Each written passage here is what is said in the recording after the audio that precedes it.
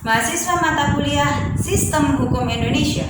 Pada sesi yang lalu kita telah mempelajari hukum pidana, hukum perdata, dan juga hukum administrasi negara. Ketiganya merupakan hukum material.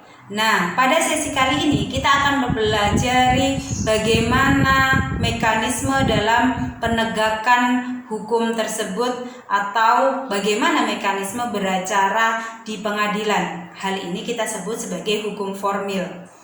Di Indonesia sendiri terdapat beberapa hukum acara.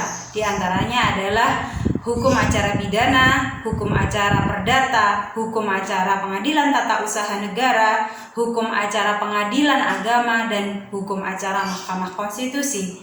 Masing-masing memiliki ciri khasnya masing-masing.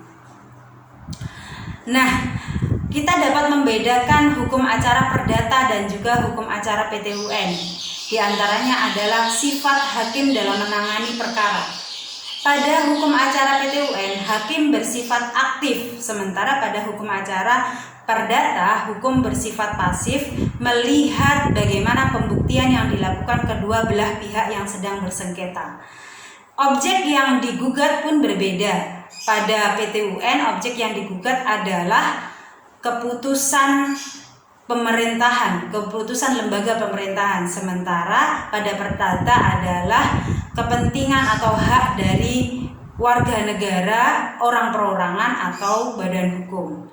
Nah, di pengadilan tata usaha negara juga tidak dapat dilakukan rekonvensi atau gugatan balik, sementara pada hukum acara perdata dapat dilakukan gugatan balik atau rekonvensi.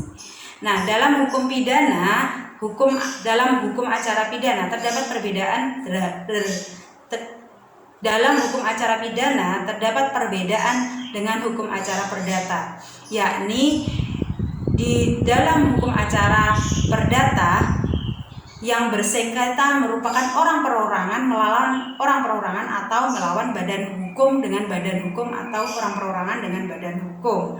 Sementara dalam hukum acara pidana merupakan jaksa penuntut umum yang mewakili kepentingan publik melawan pelaku tindak pidana. Nah, dalam hukum pidana hakim juga bersifat aktif, sementara dalam hukum acara perdata tadi yang seperti yang telah disampaikan, hakim bersifat pasif.